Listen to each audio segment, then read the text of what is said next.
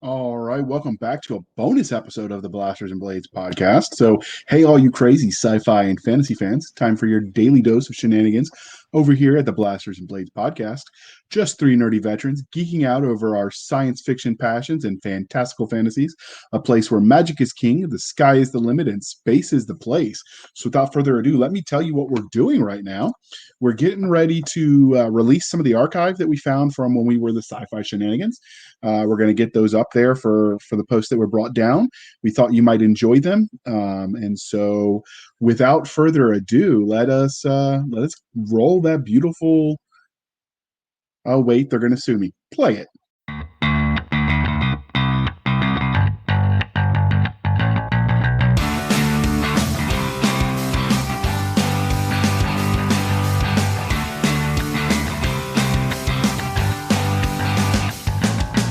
Hey, all you crazy sci-fi fans.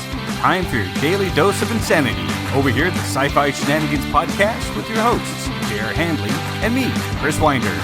Just two nerdy veterans geeking out over our science fiction passions. A place where the sky's the limit, space is the place, and nerds run the world. Without further ado. All right, Chris, thank you for that wonderful, humble, everybody says so introduction. You do it perfectly every time. Naturally. And you're so humble. Like I said, everyone says so. Of course I do. And you do say so yourself. And that only took one take. I did that on the first try. It was amazing. All right. Today we are doing an interview with author M.K. Clark. She's a author and tech writer based in Austin, Texas. In addition to publishing science fiction, she has produced multiple children's plays for community theater groups, published an undergraduate thesis, and received an honors Bachelor's of Arts in English and Literature from the University of Texas in Arlington, where she currently lives with her husband and two fur babies. And yes, if that sounds like it was prepped, it's because we cheated and stole that from her bio.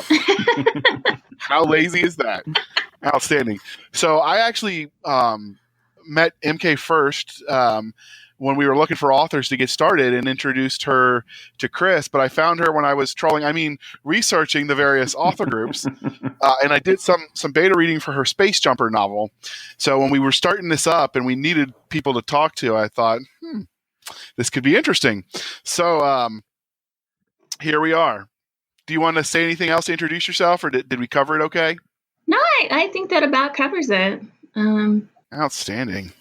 All right. So we always start with the question for our author interviews of what you love about science fiction.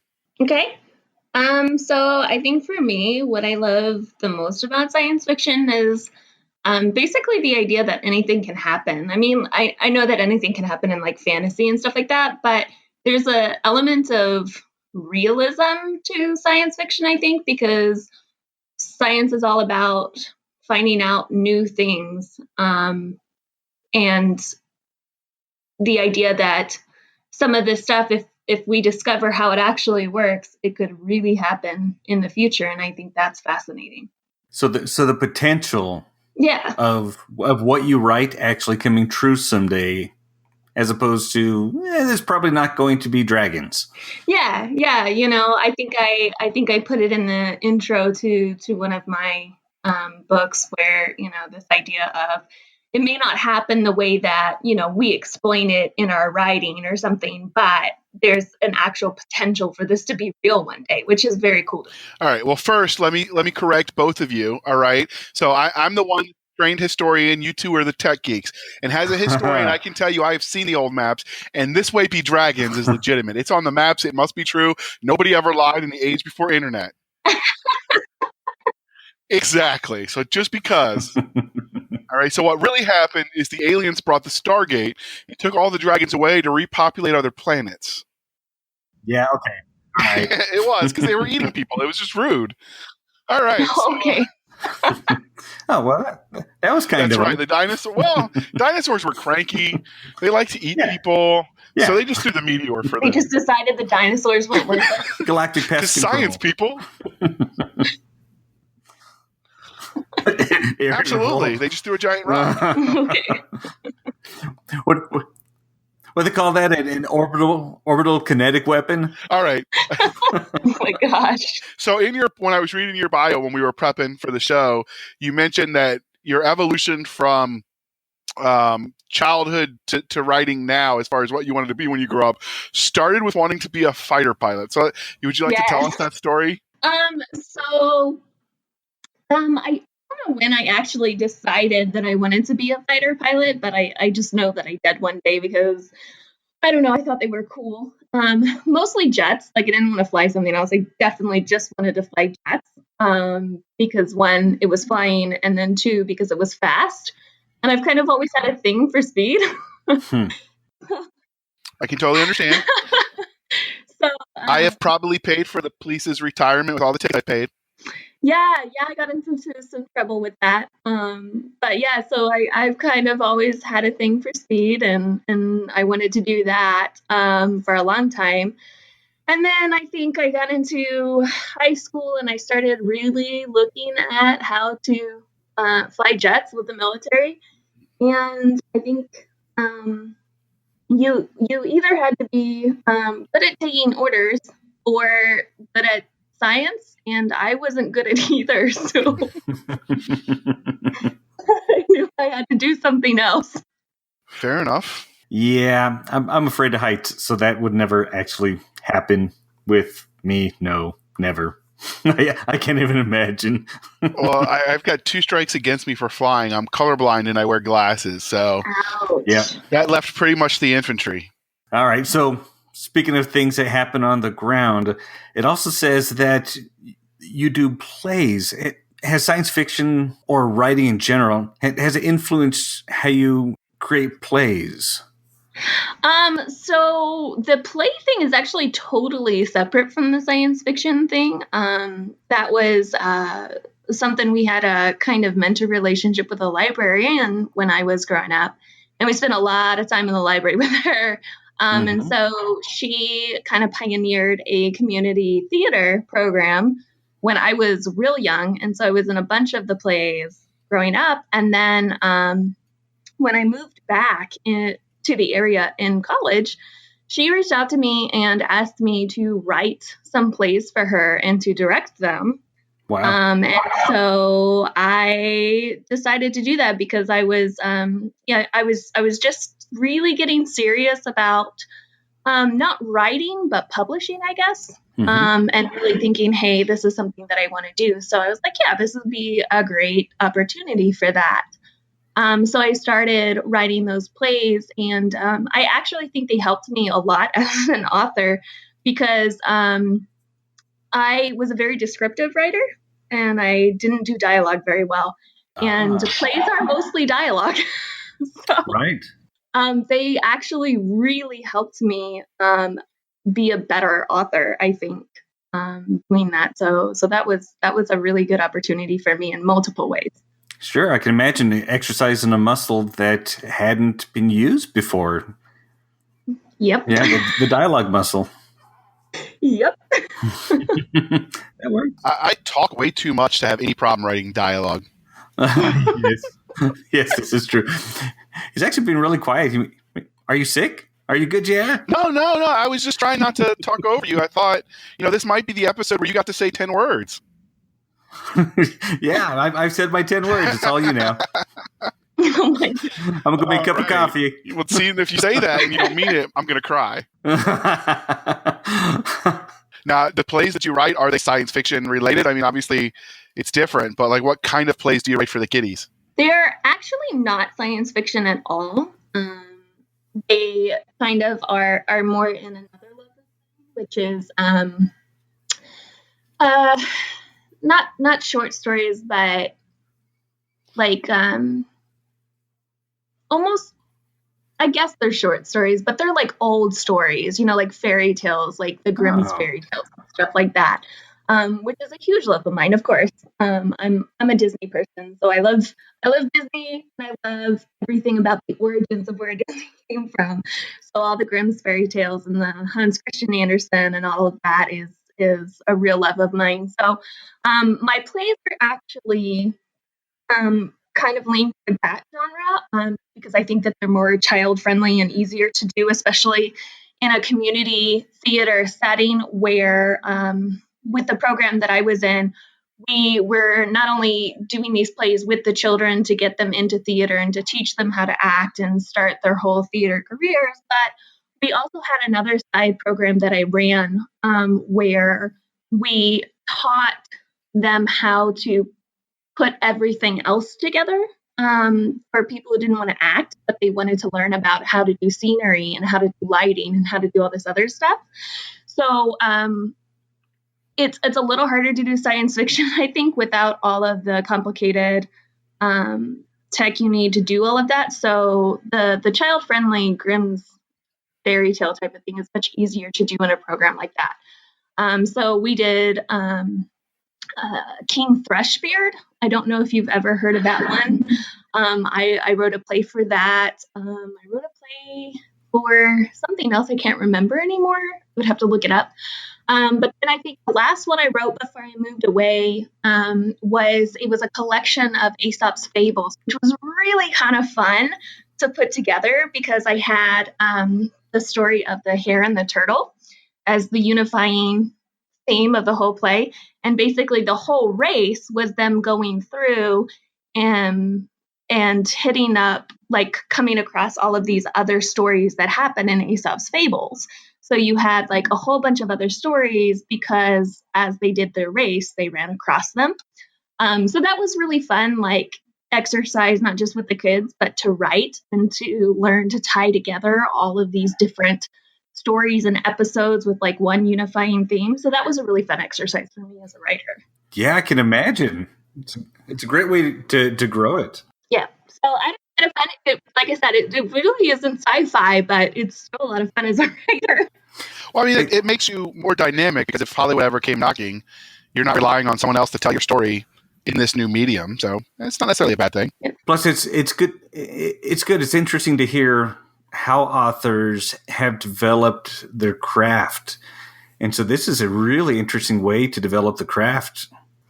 Yeah, it's a really good exercise for like if you struggle with how to do, unifying plot and then have a bunch of subplots on other layers as well. Like that's a really good way to learn how to do that, I think, because you start to learn to look at things on multiple levels, whereas before you were just looking at one plot. So, at the time I was finishing up the first book of the Young Soldier series when I wrote this Aesop's Fables play. And then I went back and I added a whole bunch more layers after that. That's great. All right. Well, personally, I can remember back to when I was 3 years old and my sister came home from the hospital.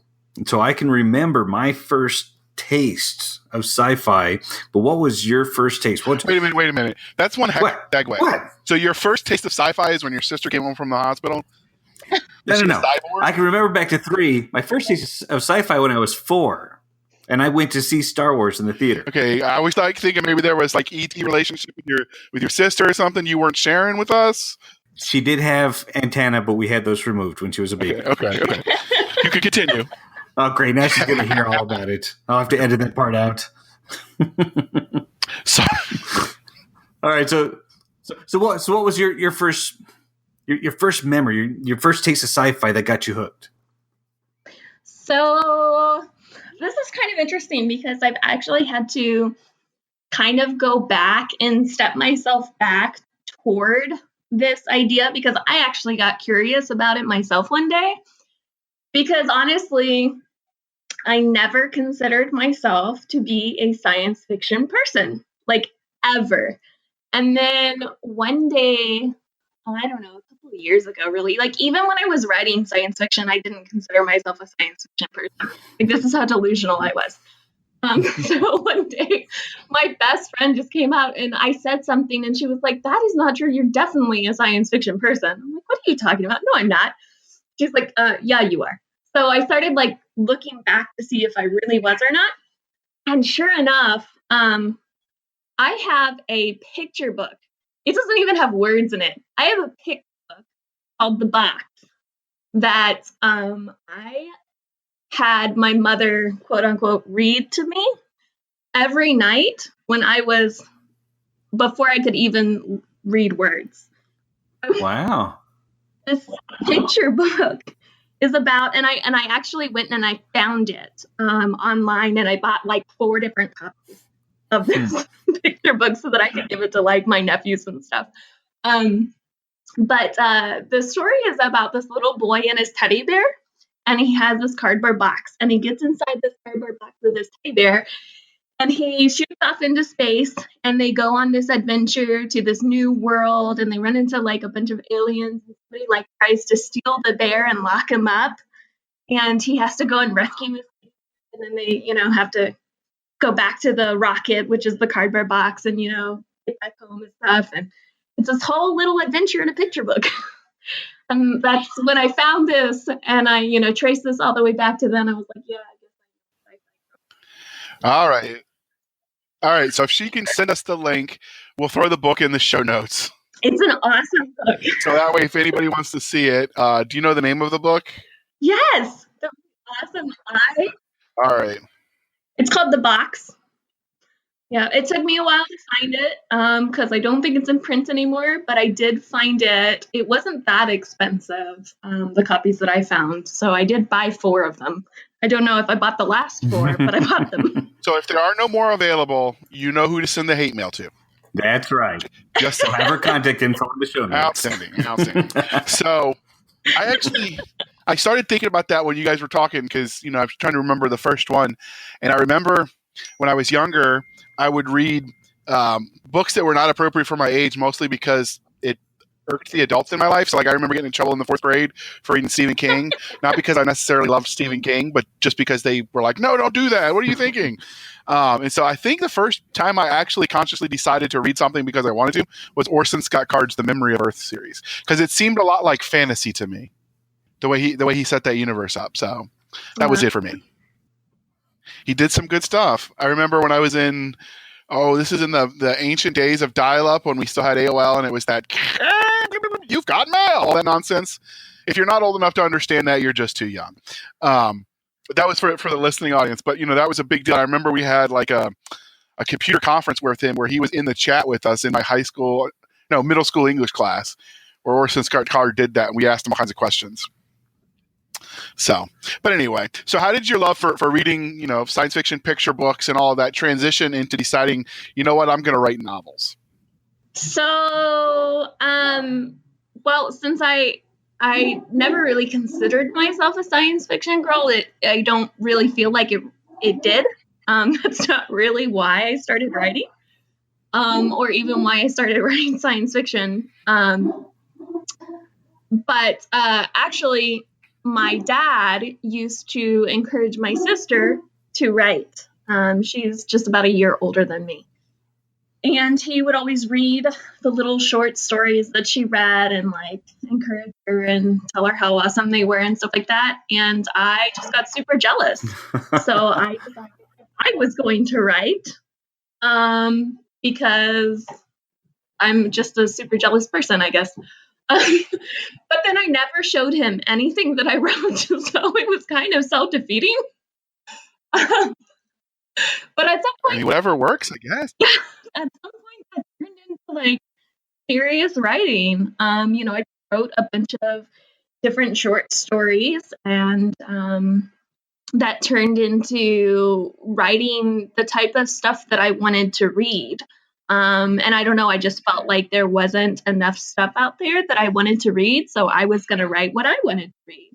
And that just happens to be apparently science fiction, even though I didn't admit that until, 3 years ago. Okay.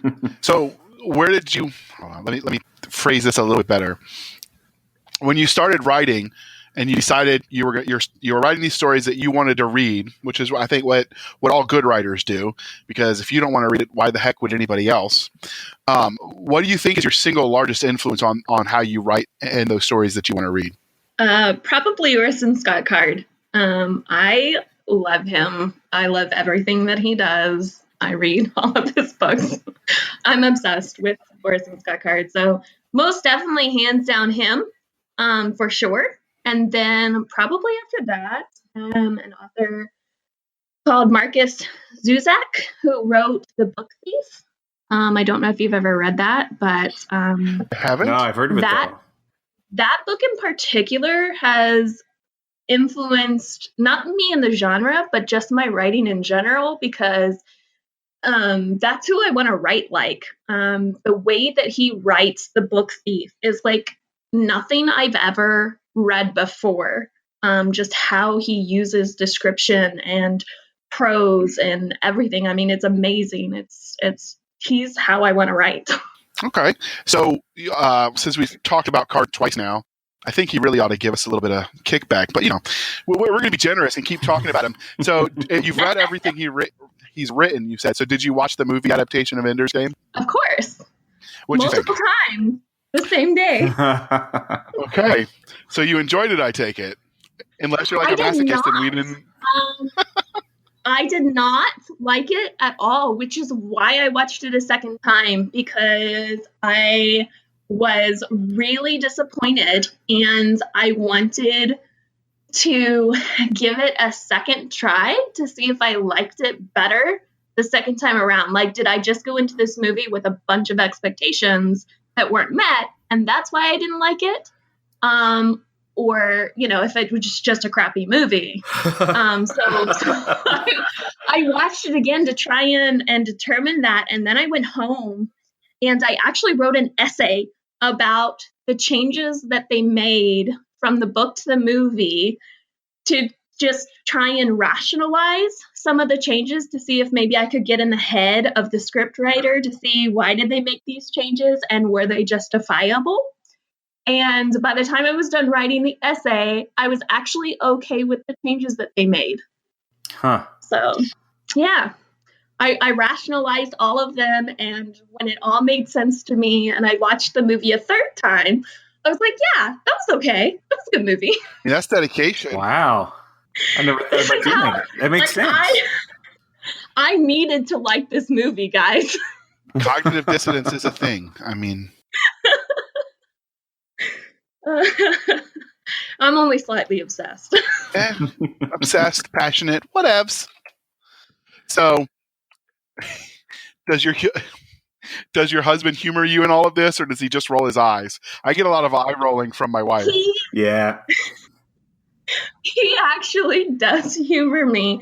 It's really quite funny. He is so supportive of what I do, and he tries so hard to be supportive as well. And it's really quite entertaining because he, the first book is I categorize it as a young adult because it's a coming of age story.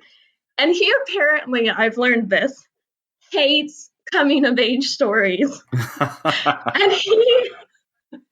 and he tries to be supportive. So he's been reading through the book. And he's been reading through the book for a year now, just trying to make it through because he hates coming of age stories. And so he's still pushing through it. Like, I'm almost to the end now. He's like, it's a good book. I just don't like young adult stories. So he tries. Yeah. And then I'll have random conversations with him about topics that he doesn't even understand what I'm talking about, mostly because I start in the middle of a conversation that I started in my head. And he just kind of sits there and nods. And he's like, okay, And then I'll be like, well, good talk. And I'll go away. And he's just like, I have no idea what just happened. I can understand that. All right. I'm not alone. No, I feel like we should be chanting, one of us, one of us. So, all right. So, sorry.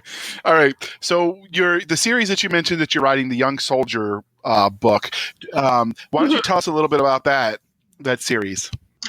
So this series is, the first 3 books of this series are about Dawn. And like I said, it's a coming of age story. So it starts out where he's really young and it follows him as he grows up into an adult. But the series as a whole follows him from the time of when he's young and he's just starting out and he wants to be a space jumper. That's the thing he's wanted forever and ever. And that's what he's starting out to do. And he's got to overcome a bunch of different things to do that. But as he overcomes all these, obstacles, and he, grows up and gets into the real world and starts to see how the real world works, his perspective on things kind of changes, and he becomes a little bit cynical. And eventually what happens is he overthrows the governing body in this world. And that's not something that I'm giving away. Like, this is not like a spoiler or anything. You find that out at the very beginning of the book. So that's not a spoiler, I promise. But he, throughout his journey, he overthrows the governing body of the world. And so the series just kind of is this, it introduces this concept at the very beginning of the series where what happens in the future. That he overthrows the governing body, and he does this through a rebellion. And that 20, 30 years after this rebellion and after he's overthrown the governing body, people hate him. And so that's the introduction to the series is that people hate him for what he did. And then you start the series and you start at the very beginning of his journey. And the series is just kind of like, how did he go from being this kid to the person that everybody hates? So that's kind of a heavy way to start a series. Yeah. So where did you how did that evolution of a story idea sort of start for you? I don't remember, like, long time ago when I was plotting this book out. Like, I don't remember when I initially came across the idea for this, but I do know what kind of sparked it for me. And I don't remember why, but I was doing research into things like Alexander the Great. And it just kind of made me stop when I was, looking into his history and what he did. And we call him Alexander the Great, right? But he was a horrible person, and he did like Nazi Germany horrible killing, right? Like mass murder. We hate Hitler for the stuff that he did, but we call Alexander the Great, right? And it's this concept of how history changes how we see people, one, because of time, and like time changes how we look at things. And then also because of not necessarily who wins a conflict, but who kind of takes control after a conflict and the history that they choose to write, right? So the idea behind this was really centered around these types of themes where I wanted to explore these concepts of time and also perspective, right? And how perspectives change over a period of time. And when you start to look at history and things like that, and you go back, 100 years even, you can look at events that occurred, and what we think about what was happening at that time is completely different than what they thought about it then, right? So I find time to be a fascinating subject. So that's kind of where it came from. Okay. Well, that's a little interesting because I find history fascinating, but we're going to use that natural pause and take a second for a word from our sponsors. Don O'Hara was lucky. At least, that's what everyone else said. Born the son of a general, with a guaranteed ticket to commander's school, Don had his future laid out for him. Only he didn't want that future. All he ever wanted was to be a space jumper. Lucky for him, he never lacked guts. Pursuing Dreams is an action-packed science fiction young adult adventure that takes the reader on a wild ride as Don fights for his dream and, as a result, stumbles upon the truth about his family and the O'Hara legacy. With his life turned on end and unable to shake the feeling that he's being watched, Don does the only thing he can. He keeps moving forward, not knowing that every step takes him closer to becoming the most hated man alive. Okay, welcome back. So, I'm curious. Some authors, when they start a series, already have it planned out where it's going to end, or at least they have an idea of how it's going to end, or at least how many books they'd like to see. Where do you see your series going? The Young Soldier series. So this series, the way I initially planned it, was going to just have 3 books, and that was it. I was going to follow Don's story throughout the 3 books, and the 3 books really look at separate periods of time in his journey, and that plot kind of follows, and then it really ends, and that's pretty much it. So originally, that's the story that I was going to tell.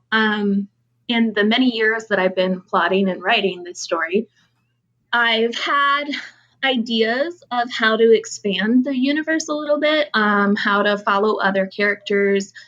There's a lot of different groups involved throughout the different plots. So there's a lot of other characters where I could not even just in the Space Jumper program, but in another group that you see in the book that you don't really get a whole lot of insight to, but their whole group is really fascinating. And I know that because I'm the author and I know everything about the world. There are characters and stories that I could pursue in those other groups that would still fit the young soldier concept, right? Because they're all young characters that they start out. It's all coming of age. I really do like coming of age stories. So I do have things where I could expand if I really wanted to, but at this point, it's just those 3 books, and then I may expand later if there's a lot of support for the series and there's a lot of people who just want more in that world. So it could expand. All right. So when you're done with this series, right, you've mentioned where you thought this individual series goes, but let's say you 6 months from now you've written the last 3 novels in the universe and you're going to write something else. Where do you see yourself going with your next creation? Like in this series, or just like in general, writing something completely different? Assuming that you're writing something after the Young Soldiers. I've been exploring a lot of different topics through some short stories. And so one of them, I'm actually planning a couple of short stories that eventually, like I'll publish them separately as short stories, and then I'll combine them into one book, as it were. But it also kind of follows that same kind of episodic structure of the Young Soldier series, where the 3 books follow the different periods of his life. So the short stories all kind of look at different time periods of the same event that occurs. So I definitely want to follow that one through. And that's kind of like, it's science fiction, but it's also like an apocalyptic science fiction. So that one's kind of fun. So I'm plotting that one out as well. And I probably will publish it while I'm publishing the Young Soldier story, not after, because I feel like, there'll be fun stuff to do in between. And I feel like writing other things keeps me from getting bored with the current story. So there's that one. And then I've got a couple of other ones. I've got a fantasy, actually, that I really want to write, and it has no science fiction at all. Like an Anne McCafferty kind of fantasy, or a fantasy kind of fantasy? No, pretty much fantasy. Okay. No science fiction, nothing, no technology. All right. So I just wanted you to know, when you were talking about Alexander the Great, that, and everybody listening needs to know this, that Chris used his administrator function and he muted the heck out of me, because I totally could have taken this to like a 12-hour show about my love of history, but he just grabbed the hook and pulled me off stage. So you're welcome. I was working on, before I deployed and got hurt, I was working on a master's degree in colonial American history. So, wow. So studying dead people is my thing. Nice. So, well, they can't disagree with you. And for someone as opinionated as me, it's perfect. They're dead. Oh my God. Absolutely. What are they going to say about it? So, all right. That's interesting. So do you think that jump into the fantasy is going to potentially lose your readers, or do you think they're going to transition?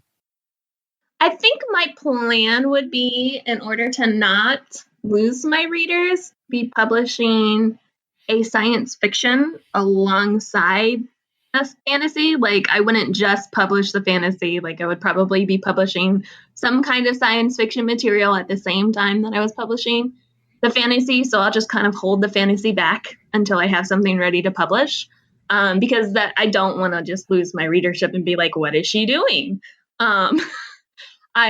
That's just kind of something where I just really like the premise of the story, and I've been holding on to it for some time. So it's kind of more going to be like a hobby thing for me rather than, oh, I'm going to start writing fantasy. So more of a palate cleanser. Yeah. Okay. So it'll be sci-fi plus fantasy instead of sci-fi or fantasy. Right. Yeah, the fantasy will definitely be more like a one-off hobby thing. Like, oh, she is doing something new. Now let's go back to the science fiction. Okay. So do you foresee this becoming a full-time gig for you, or you like the day job? That is the dream, isn't it? Not for everyone. I've talked to authors who like their day job. They wouldn't want to do the writing full time. I think for me, it's more of kind of a in the middle. I don't know. I mean, I can't say for sure whether I would want to be a full-time author or not, because I've never had the opportunity. But I do enjoy my day job. I work as a technical writer for an information security department. So I get to do a lot of things in my day job that I normally would have no reason to do. I do a lot of research into different technology and information security and what hackers and criminals are up to. Actually, I do a lot of research into the dark web, and I learn a lot of things that I actually find very helpful when I'm writing, because I can speak on authority on certain things that I wouldn't normally be able to do, and so I like having that, and my job is really interesting. So that's nice. I really love what I do, so I don't think I would ever want to leave that entirely. But if I could do a part-time in my position and part-time author, that would be, I think, the goal for me. That would be my optimum existence, because right now it's just really hard to get the time to write in the evenings and on the weekends. Sometimes I'm like, bye, honey, I'll see you at 9:00 tonight. Yeah. Definitely understand the balance. Mm-hmm. It gets even more complicated when you get kids in the picture. Yeah, no kids. No. Not me. Well, I mean, you've got the fur babies to complain and bite your toes when you don't get enough attention. They are a handful. Oh my goodness. We might have the most jealous dogs on the planet. They are so jealous of just each other. I swear, they're like my toddler nephews. You cannot give one of them something and not give the other one the same thing. Like, you can't pet one of them on the head and then not pet the other one, because they would lose their mind. What kind of dogs do you have? We have it's a Catahoula leopard dog, if you've ever heard of that. I have not. And he's about 70 pounds. He's about the size of a lab. Okay. And then we have a Great Dane. Oh, those are big. Yeah, he's massive. He's 150 pounds. Wow. What made you decide to get a horse and call it a dog? Well, actually, he's my husband's. He came with the marriage. Okay, fair enough. But actually, I think the story with DOG, that's his name, DOG, for real. A dog named Dog. I like it. So DOG was actually my brother-in-law's dog, I believe. And my brother-in-law was stationed overseas for a period of time. So we just kind of, ordering, my husband inherited him. And then we kept him. So you're a dog napper in your spare time. Yes, we are dog nappers. Yes. Unfortunately. Outstanding. Criminal masterminds. Yeah, unfortunately, my husband won't let me dog nap anymore. Although I do show him cute pictures of dogs all the time. Well, I mean, could your existing dogs, could they take the jealousy of one more? I don't know. Yeah. All right. So now that we've talked about your books, enough shameless plugging. So what are you reading in the genre of science fiction? Besides the two you've already mentioned with Orson Scott Card and Marcus, oh goodness, I'm going to mispronounce his name, but Zusak. Marcus Zusak is not actually, The Book Thief is not science fiction. Okay. It's historical fiction. So that doesn't count as science fiction, unfortunately. However, I'm also not reading any science fiction currently, as horrible as that sounds. Gasp. I know, it's awful. I'm bad author. No, some authors will actually avoid it on purpose because they're afraid that what they're reading will influence what they're writing. Well, I think for me, like, I'm working on a project right now with a group of writers where we're doing a short story series where all of our short stories are within the same series. And so I've been coordinating getting that ready. And so I've been doing a bunch of editing and reading all of their stuff. So I haven't really had time to actually read science fiction books. But I'm also reading some fantasy and comedy right now because I think that it helps me like get out of science fiction and stay a little more versatile than like just, you know, doing the standard science fiction thing. You know, the comedy helps me try and, you know, not get lost in just the deep science technology stuff, and fantasy is just fun for me. I've always loved fantasy, so I'm reading the Shannara Chronicles right now, and I am I love those. rereading Janet Ivanovich's Stephanie Plum series because I love that one. Okay, it's so funny. So have you looked at any of the space comedy that's out there? Like I think it's Barry Hutchinson, right, Chris? Yes. Oh yeah. So I haven't read any of it yet. I have it. It's queued up on my Kindle, but I haven't actually read it yet. I do own it. I have really good intentions of reading it. I'm a horrible impulse buy when it comes to it. Yeah, when you do eventually read it, I think you'll enjoy it. Yeah. It's a hoot. Do you do any audiobook listening to get some of that reading in while you're commuting? I used to, but I had to stop taking the train last year. So now I listen to podcasts. Okay. I have audiobooks. I've actually been listening to my audiobook recordings recently because I hired somebody to do audiobooks for me. So I've been listening to a lot of the recordings of my own book. That has to happen. I have minions for that. Yeah. I don't. I know that sounded. You should do that. I should. I really should. But see, I put my mom and my wife to work, and if I need more minions, I guess I'm going to have to become a polygamist or something because there's only so many hours in the day. Wow, you went there. I have a control issue. I think I just I have to know that it's okay myself. Like I have to listen. See, I don't. So once I tell the story, for me, I've moved on. So like, I don't even, I do it because obviously you have to, but I don't even like going back to the editing. I'm like, nope, I want to tell the next story. Yeah. So. But I actually don't mind listening to the audiobook. I hate editing.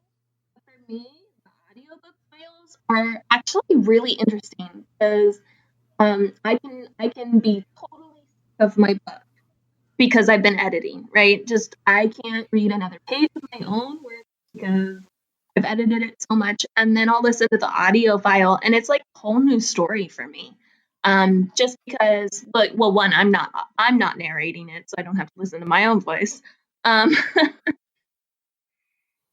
I like listening to somebody else read it. It's a whole new adventure. See, I don't know. When I had to do that on my end, it was very, very.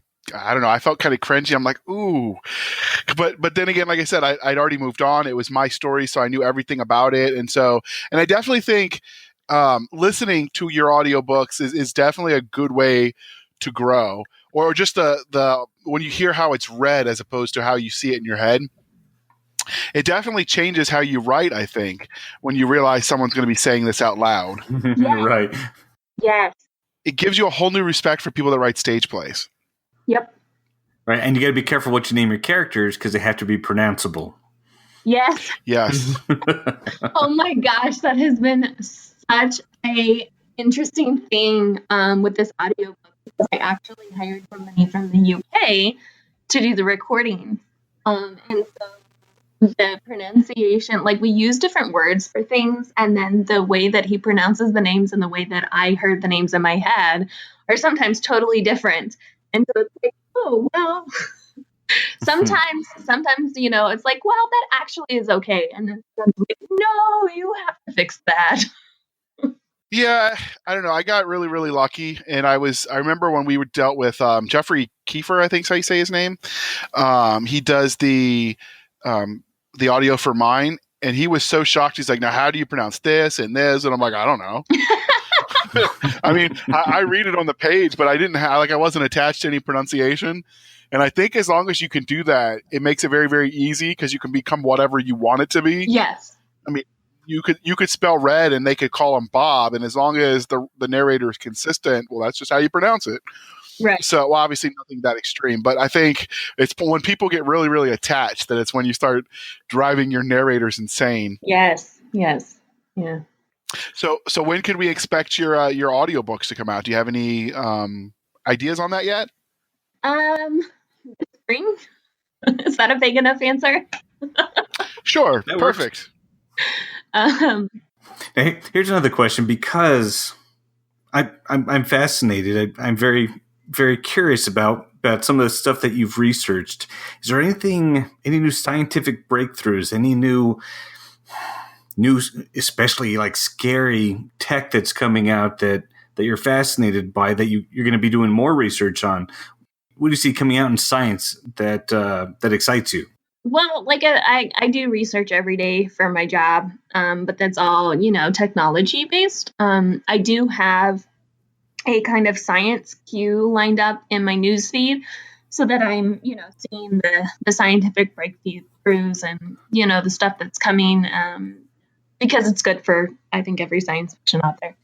But I don't think there's anything in particular that I think has come out that I recently that has caught my eye. I think last year the big ones for me was getting to see the progress of 3D printing, as well as the advances in the bio world with the artificial wombs.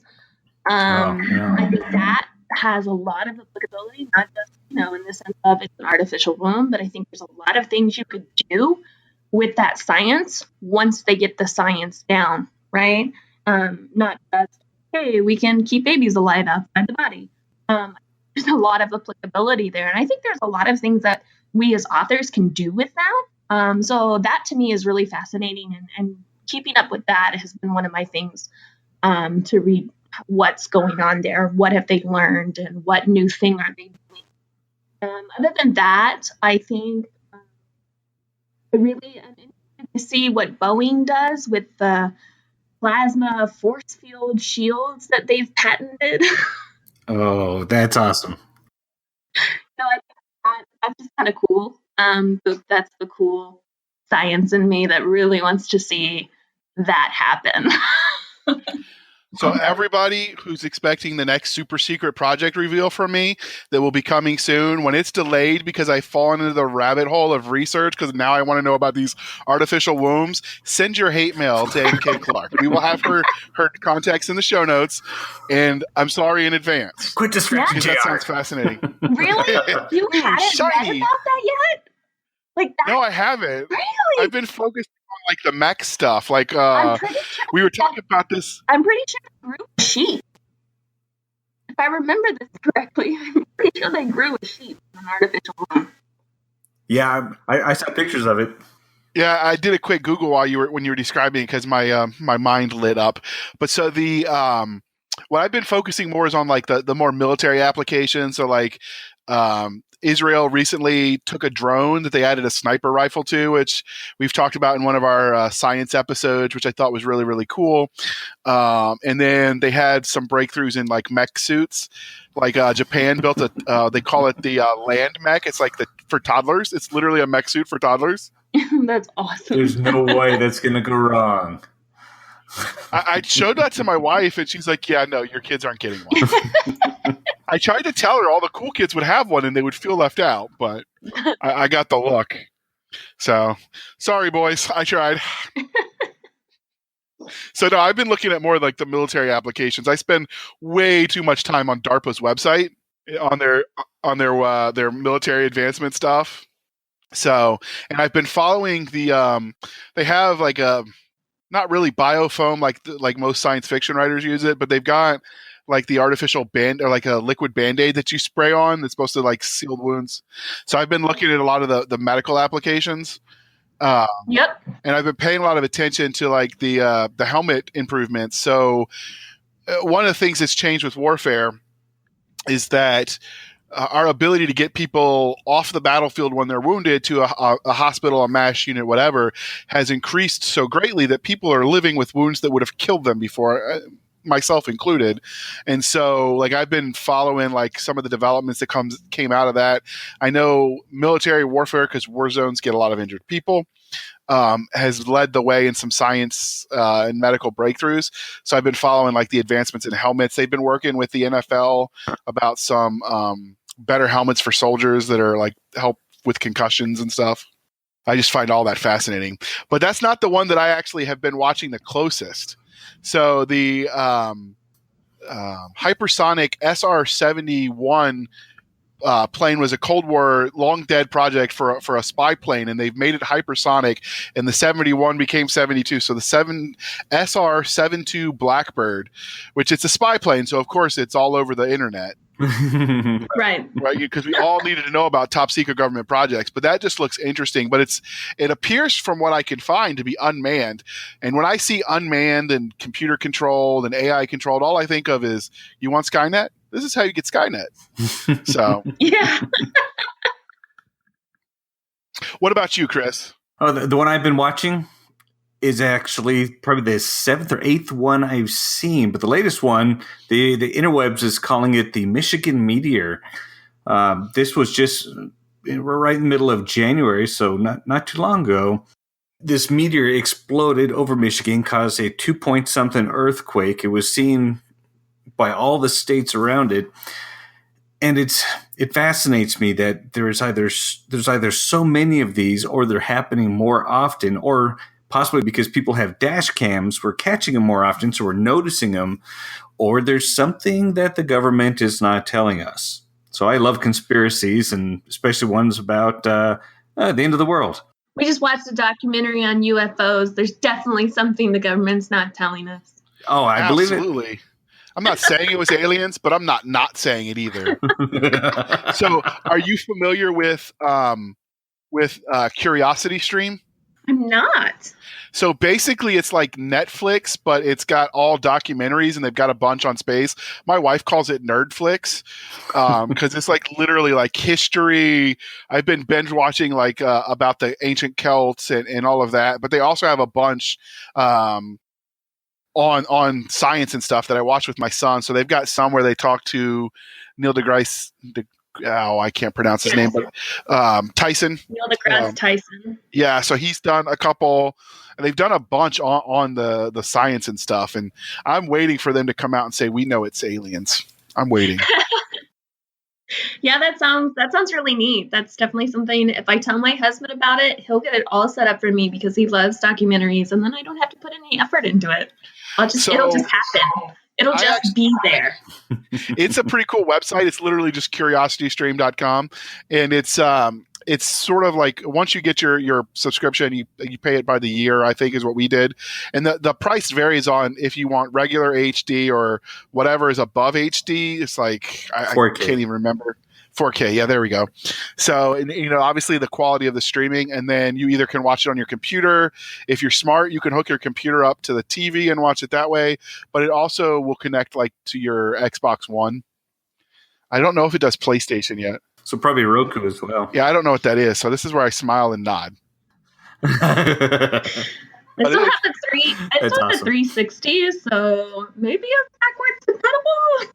How have you not upgraded? Because Xbox is expensive. This is true, but I mean, research. And we're trying to be responsible adults, and pay our mortgage and stuff. I mean, but this is for science. It's vitally important. This is research. Yes, it does take Roku. I'm on their website real quick. But I mean, this could be like research. So You could watch it, like you could play Halo, and then you're practicing for your Space Marine combat scenes. And then it's totally tax deductible. I mean, I don't work for the IRS, and I'm not an like a tax consultant. But I'm sure it's like a business expense. I love it. Yeah. We could totally pull that off. Right? I mean, what could possibly go wrong? Now, however, the IRS is going to audit me. Good job.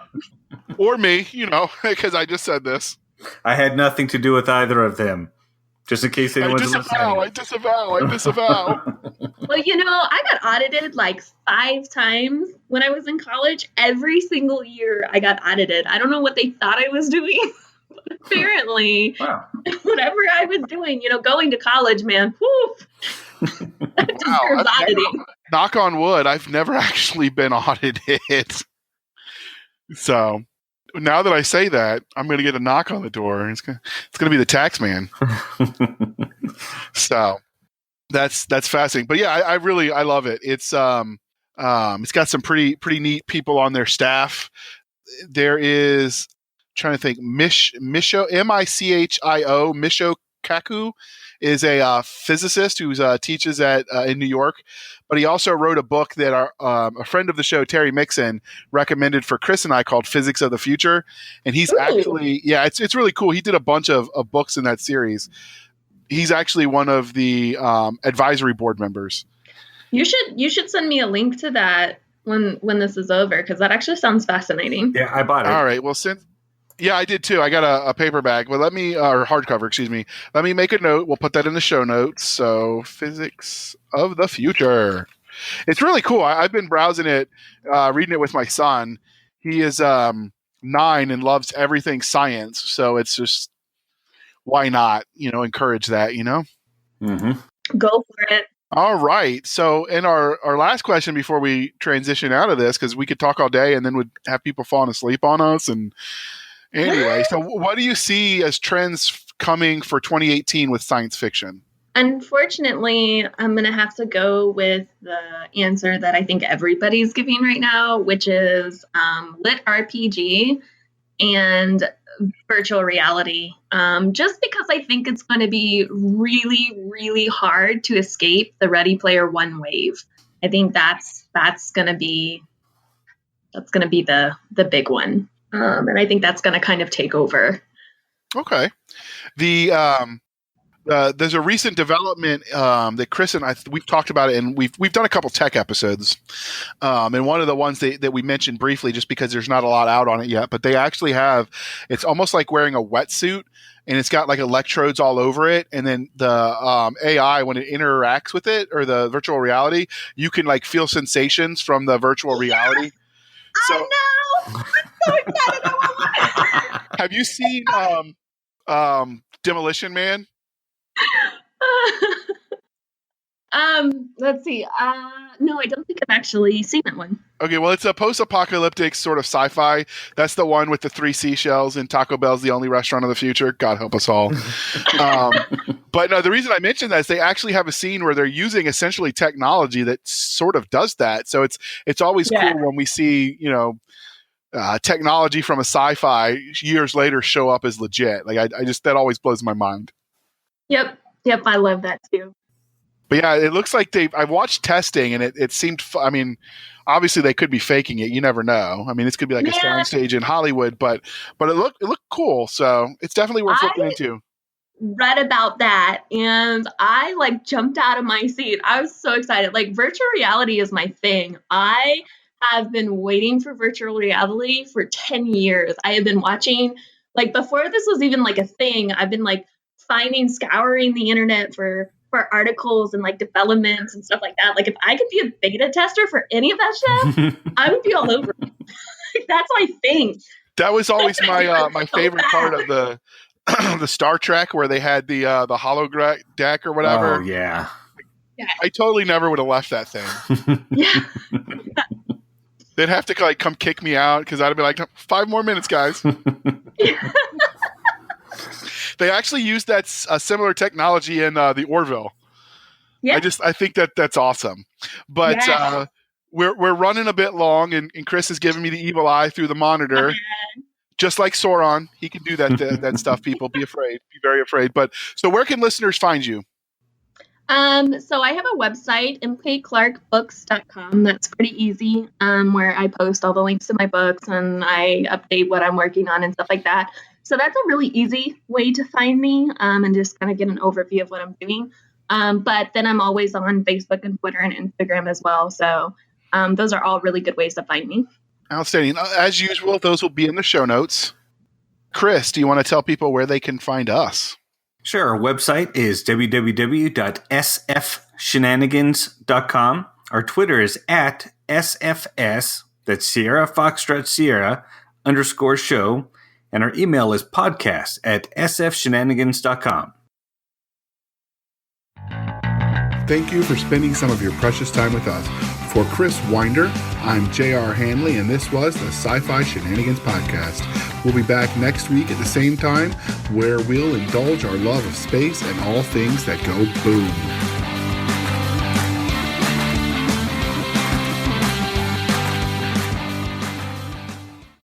All right, thank you for sticking with us through that archived episode that was in the digital memory hole that we found. We thought you'd enjoy it. So thank you for spending some of your precious time with us. For Nick Garber and Doc Cisca, I am J.R. Handley, and this was the archive for the Blasters and Blades podcast. We'll be back at our regular scheduled time, where we'll indulge our love of nerd culture, cheesy jokes, and all things that go boom.